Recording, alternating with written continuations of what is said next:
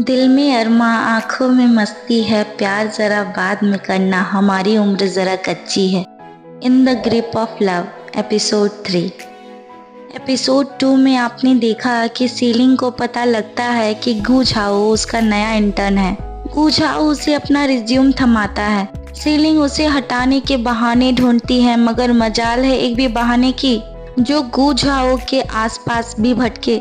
उसके सामने तो सिर्फ सीलिंग को ही भटकना है। सीलिंग गू झाओ को सोफे में झटक देती है, बीती रात के बारे में गुफ्तगू करने के लिए कि आखिर हुआ क्या था, इस बारे में तो हमें भी जानना है।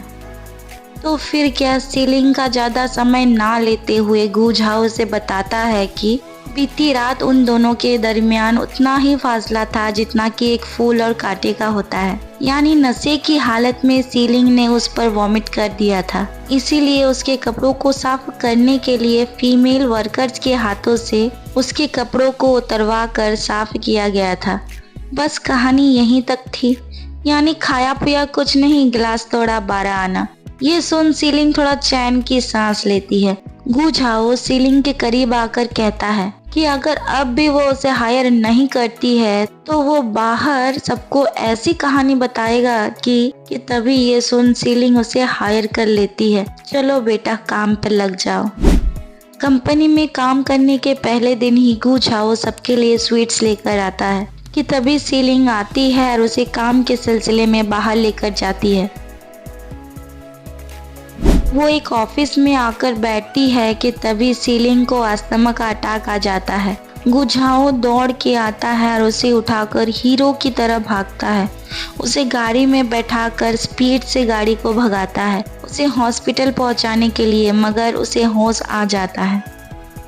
नेक्स्ट सीन में गू झाओ सीलिंग को फिजिकली ट्रेन करता दिखता है ताकि वो स्ट्रांग हो सके और अस्थमा के अटैक का सामना कर सके।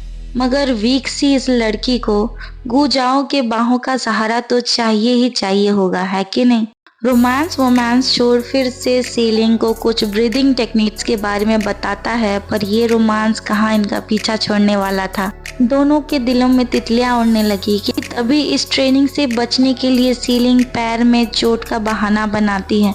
वैसे ये बहाना थोड़ा पुराना सा लगता है, जिसका अंदाजा गू झाओ को भी है। वो उसे टीज करने लगता है कि तभी भागम दौड़ में सच में सीलिंग गिर जाती है और उसे चोट लग जाती है। अब क्या, देख तो रहे ही होंगे क्या हो रहा है। अब चोट लगी है तो मरहम भी तो लगाना जरूरी है। उफ, ये पैरों की मालिश, और उस पर कहीं बिजली चली जाए तो क्या होगा। लड़की डर जाएगी और हीरो उसकी ताकत बनेगा। कैंडल की खोज में गू झाओ को उसके ड्रॉर में एक आईडी कार्ड मिलता है जो कि होता है सू यिशिंग डिप्टी जनरल मैनेजर का। क्या कनेक्शन है दोनों का, और गू झाओ को कैंडल छोड़कर आईडी कार्ड में क्या दिलचस्पी है कि तभी पीछे से सीलिंग आती है और गू झाओ घबरा कर उठता है और दोनों के बीच आता है एक एक्सीडेंटल किस। ये हीरोइन सच में इतनी हल्की होती है क्या कि जब भी चांस मिले उठा लो। अब बारी आती है कैंडल्स जलाने की। कैंडल्स की धीमी रोशनी में डर तो नहीं, पर दिल के किसी कोने में जज्बात जरूर उमड़ रहे हैं, दोनों के ही दरमियान। इन जज्बातों को उमड़ने से पहले ही गू झाओ का वहां से चला जाना ही बढ़िया रहेगा, मगर क्या वो जा पाएगा। जानने के लिए चैनल पर बने रहे। तब तक के लिए बाय बाय।